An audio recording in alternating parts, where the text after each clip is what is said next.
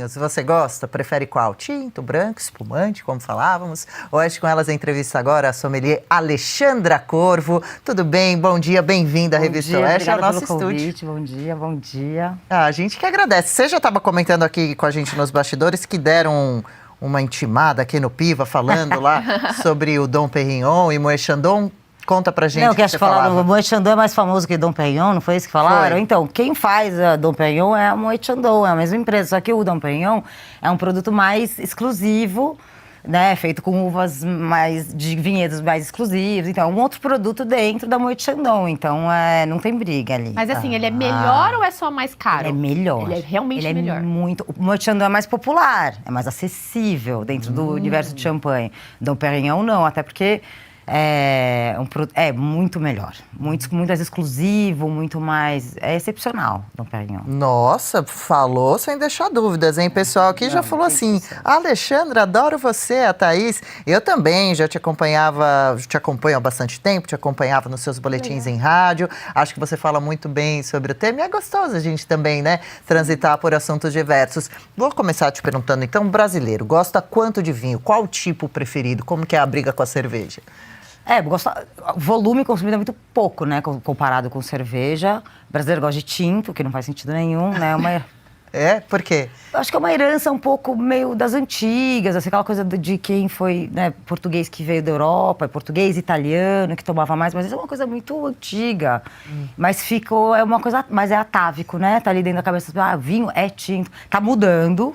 Mas ainda se consome muito mais tinto do que branco e não faz nenhum sentido, né? Por causa do calor ou não necessariamente? O tinto tende, não dá para generalizar, porque existem tintos e tintos, mas assim, de maneira geral, um vinho que fica mais adequado no frio. E o branco você pode refrescar e tomar ele mais fresco no calor. Mas aí a pessoa fala, eu não gosto de tomar vinho porque tá muito calor. Aí você fala, mas toma então um vinho que é refrescante. Fresco, tomar né? um vinho fresco. Não, mas eu associo o vinho com frio, aí só toma no inverno. Então, é isso que eu faço. Eu tenho uma escola de vinhos, onde a gente apresenta o universo de tudo do vinho, de todas as possibilidades do vinho. Não tem esses clichês, assim, essas coisinhas de lugar, tinto com carne, não existe isso. É um mundo de possibilidade. Desde que você se proponha a provar, desde que você se proponha que você esteja aberto a sair dos clichês, né? Entender um pouquinho, né? Impressão ou o vinho branco sobe mais rápido, dá uma impressão? Não, só impressão? De maneira geral, se a gente for pensar, vou tentar resumir. As variedades de uvas brancas preferem climas mais frescos, onde o verão é mais fresco, para crescer, para se desenvolver. Então, geralmente, como faz menos calor, a uva tem menos açúcar, então o vinho tem menos álcool. O álcool do vinho vem do açúcar.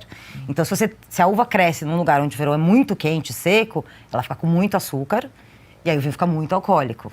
Entendeu? Legal, então, essa que é a relação que a gente tem que pensar. Então, o estilo do vinho, o peso do vinho, ele ser mais alcoólico ou mais fresco, tem a ver com o clima da região onde essa uva cresceu. E não com a uva em si.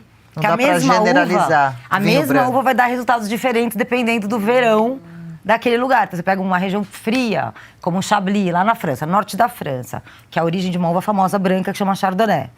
Então, lá o verão é 26 graus, a noite faz 13, máximas de 30. Então, a uva, ela mantém aquela acidez. Então, o vinho vai ter esse frescor, essa acidez, essa coisa mais cítrica. Aí você pega essa mesma uva e planta lá em Mendoza, na Argentina, que o verão é desértico. A uva fica super doce, super madura, e todas essas características da uva de aromas mais maduros, de o açúcar que vira álcool, um vinho mais alcoólico, mais potente, já não é um vinho branco refrescante. Já é um vinho branco potente, você vai tomar ele não tão gelado, vai tomar ele num dia mais frio. Então, veja, né, são muitas nuances aí de estilos de vinho que tem muito a ver com o clima de onde a uva vem. Eu vou passar para a Paula, mas olha só, o chat participando bastante. Espumantes brasileiros, maravilhosos. Eu gosto de champanhe, não gosto de cerveja. Eu amo espumante Moscatel, Ache, Demi-Sec. No inverno, um bom vinho. Capão da Canoa, Rio Grande do Sul. Valeu, viu, Marlene? Eu prefiro vodka. Opa! Aí aqui também, eu não gosto muito de vinho, não. Mas quando tomo é o vinho tinto reserva. Vinho Jesus Chapinha, sangue de boi. Que é isso? Tá pior que eu, é? Fala aí, Paula. Eu sou completamente leiga no assunto de vinhos. E eu queria saber como que uma pessoa leiga, assim como eu, que tem interesse em começar a conhecer melhor os vinhos, as harmonizações com as comidas. Como que eu posso conhecer melhor essa área, assim, e ficar... Mas você bebe já? Bebo, mas eu sou aquela que gosta do vinho suave, Tá. sabe? Olha, não tem uma resposta mais assim... Essa pergunta é tipo... Faça um curso na minha escola. Ah. Eu digo isso porque, real, fazer um cursinho porque você ir tomando, você vai bater bastante mais a cabeça. Erro e acerto. Que também não é grave, já que você tá tomando vinho, também não é tão grave assim, né? Tipo, mas quando você vai guiada, tipo, ó, vai por aqui. São atalhos. Então, fazer um cursinho é legal, entendeu? Porque vai te dar o atalho, tipo, vai por aqui. Você vai primeiro descobrir o seu paladar, pra você entender o que você gosta. Porque às vezes a gente não sabe, a gente bebe por repetição. Ah, eu sei que eu gosto, eu vou sempre nesse. Né? Já tira uma fotinho então, o ali pra não conhecimento, ele esquecer. te tira desse... Exatamente, ele te tira desse... Na minha visão, é assim, é o suave ou o seco, só. É só esses dois que eu consigo Tem entender. um universo dentro dos vinhos delicados, para quem tá começando, que tem o paladar ainda infantil, que a gente fala, não é pejorativo nem nada, é só Sim, um paladar. não é a treinado, começando. não apurado. É, pra você, você pode até ficar aí, você não precisa ir mais longe, entendeu? Então, só que acho que, como eu digo, um curso, ele sempre vai te dar atalhos pra você conseguir comer. Dentro do seu paladar, escolher o mundo todo de vinhos que tem ali. Eu tô naquele nível que fico olhando pra prateleira, vejo um pouco de preço, vejo um pouco de embalagem bonita, que sempre conta influencia, tento lembrar os países que o pessoal fala que é um pouco melhor. Alexandra, uma pergunta. Tem a ver com a comida? Tem essa carne melhor com o tinto, o peixe melhor com o branco, o frango como é que fica na história? Outra coisa que todo mundo falava, vou fazer um queijos e vinhos, né? E muita gente vai pro tinto, e é o mais difícil, né? A champanhe, o vinho branco harmonizam muito mais. Se você puder comentar um pouco sobre essa coisa da alimentação, algumas dicas, né? O que vai com o que, meio básicas. O grande... Primeiro destrói isso de tinto com carne, porque pensa assim, ó. Pensa uma carne, pensa um filé mignon, tá? Você corta, ele é suculento, ele é maciozinho, ele é simples. Pensa uma costela. Toda cheia de osso, toda defumada, toda gordurosa. São duas... Não tem nada a ver uma coisa com a outra. Então não vai ser o mesmo... Não dá pra falar que tinto vai harmonizar com tudo, ou um tinto. Então são estruturas. Quando a gente fala de harmonizar, é uma matéria complexa. Quando eu falo com as pessoas, assim, de maneira leiga, desencana. Escolhe um vinho que você gosta, escolhe uma comida que você gosta, e aí você come e chama seus amigos e vai estar tudo certo. Porque quando a gente fala de estrutura, quando a gente fala de ensino de harmonização, a gente tem que lembrar que a harmonização, ela vem do trabalho do sommelier, que deve escolher um vinho para uma pessoa que está comendo alguma coisa, uma pessoa que ele não conhece, que ele não sabe o paladar, mas que existe técnica para você indicar um vinho que a maioria das pessoas vai gostar. Tem técnica mas é muito complexo, é o trabalho de uma pessoa. Sim. Tipo, me dá uma dica aí de medicina. Não, peraí, calma. A gente é difícil, a gente não entende o vinho, a técnica de degustação, a técnica de harmonização, como uma coisa técnica. A gente fala, é uma coisa de prazer. Sim, para quem é consumidor, sim. Para nós que somos profissionais, não, é técnica. Então, na minha escola, eu dou essas pinceladinhas. Na vida real, o que a gente faz? Tenta sempre... Em última instância, tem um vinho um pouquinho menor que o prato, mais simples, mais leve. Porque, em último caso, o vinho desaparece, mas a comida fica. Porque tem esses vinhos muito pesados, e o brasileiro gosta muito de tomar Malbecão argentino, que são vinhos pesados, que costumam não evidenciar a comida. Não são vinhos que... Eles são gostosos. Por isso que eu falo, na prática, você está tomando um vinho que você gosta, você está comendo uma comida que você gosta...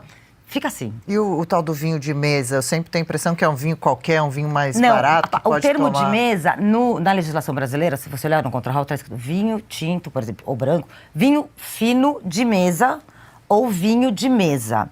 Então, o fino significa que ele é feito com uvas viníferas, que são as uvas que podem fazer vinho. Então, Cabernet, Merlot, Chardonnay, todas essas uvas que a gente conhece. O vinho de mesa é feito com uvas que não são viníferas. Então, que elas são uvas de mesa. Porque não é a mesma uva que faz vinho e é a mesma uva que a gente come. São famílias diferentes. Então, as uvas viníferas são originárias da Eurásia, da Europa, né? Então, elas têm um ciclo diferente, elas têm um comportamento diferente, um resultado de fruta diferente. E aí as de mesa são para comer. Então, o que aconteceu? Quando os imigrantes vieram, as viníferas não se adaptam muito bem a esse clima tropical. Chuva de verão, é complexo. Então, eles começaram a fazer o vinho com uvas que dava para você produzir aqui, que são essas de mesa. Então, o vinho de mesa, ele, sim, não é tão adequado. Então essa fama está se confirmando. E os preços estão terríveis dos vinhos, né? A gente está assustado. Imposto. Dólar, conta pra gente qual foi. Sim. Dólar. O vinho mais caro que você já tomou, consegue se lembrar? Ou um dos que você mais gosta, dos super poderosos? Tem aquelas trends, né, na internet. Eu sou uma pessoa singela.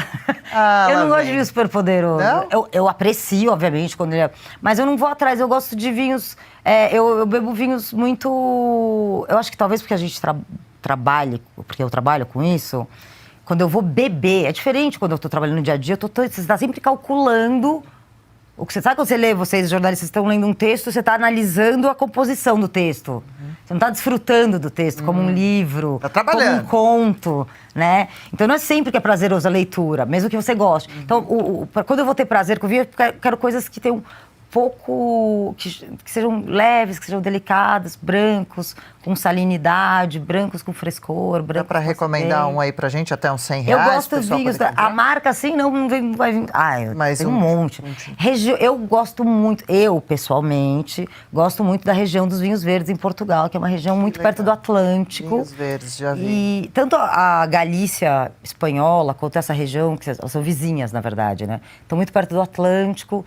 Então, são vinhos com muita água, eu falo assim, que são muito, muito leves, com muita maresia, uma certa salinidade. São meus favoritos para beber. Mas eu aprecio, claro, coisas mais complexas. Mas estamos anotando aqui, vinho verde de Portugal. E no Brasil, dicas?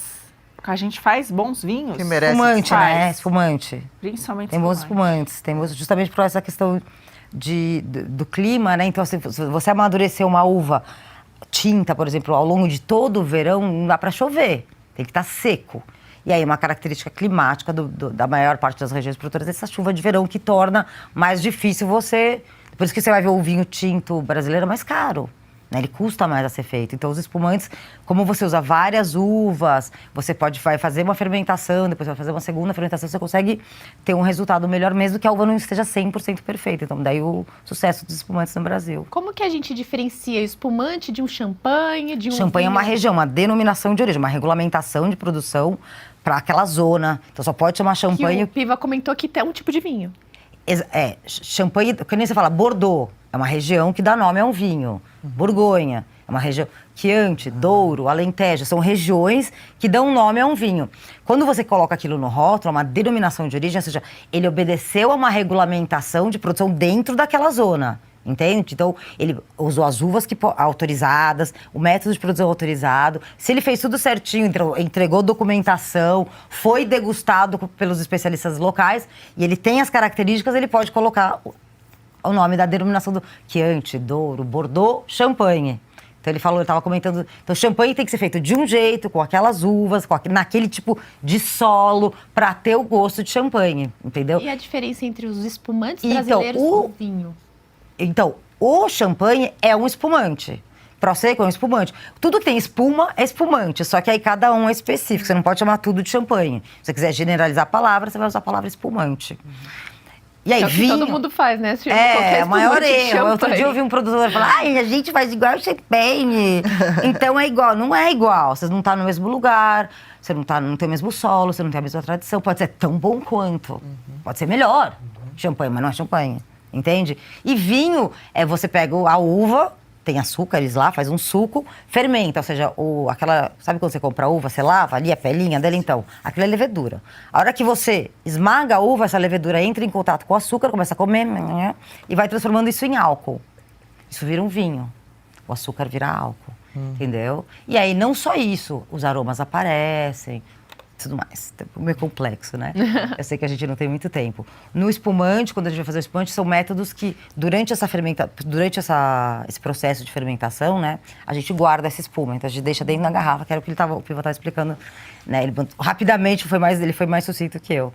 Então, a gente tem formas de você guardar esse gás carbônico produzido para produzir o espumante. É um pouquinho complexo. Eu sempre me lembro também daquele apresentador, Ronivon, né? Querido, né? Do clássico na televisão brasileira, ele entende muito de vinho, sempre falava do vinho e falava, tá aqui a garrafa, mas não vai cometer a deselegância de tomar a garrafa inteira, né? Ele falava, então também, né? Que medo, não queremos ressaca, vamos devagar, né? Beber para pegar a parte boa. Alexandra, o pessoal tá pedindo para você deixar o caminho, então, suas redes sociais também para saber do curso. E eu quero falar para vocês aqui sobre a Alexandra também, lutadora de boxe profissional, foi campeã. Olha lá, ó, corta aqui para ver o músculo que ela mostrou, que não é para qualquer um, não. Corta para Alexandra, cadê? Meu Deus! E a tatuagem também é Forja. De 2019. 2019 foi o primeiro ano que um campeonato que existia desde os anos 40, foi o primeiro, todo ano, que entrou o feminino. Nossa, aí parabéns! Eu fui campeã nesse ano, que foi bem histórico, né? Porque... E aí, simbólico mesmo. Muito. Então, parabéns, viu? Foi bem legal. Foi muito legal. Atleta e sommelier, olha. Né? Um conjuntão completo, né? Maravilha, completo. viu? Nossa admiração por você. Você vê que o vinho não atrapalha no exercício, com moderação. Sempre com moderação, exatamente. Estão falando aqui no meu ponto que ela já não precisa do saca-rolha, já abre assim, ó. Já abre assim, que nem Conan. Então, quem quiser conhecer o trabalho, Alexandra Corvo, no Instagram. Ciclo das Vinhas é o nome da minha escola, aqui em São Paulo, no bairro de Pinheiros. Todas intimadas. Eba, quero. Né? Todas. Vamos. E no Instagram, então, @Alexandra Corvo. E a escola, @Ciclo das Vinhas. Acompanhem lá, tem um monte de conteúdo legal. E é isso, eu acho. Eu queria agradecer o convite muito, parabenizar pelo trabalho. Obrigada. É Volte outras vezes, a gente segue te acompanhando. Vamos falar. Obrigada por ter vindo até aqui e pela conversa tão gostosa. Valeu, Um beijo obrigada. grande.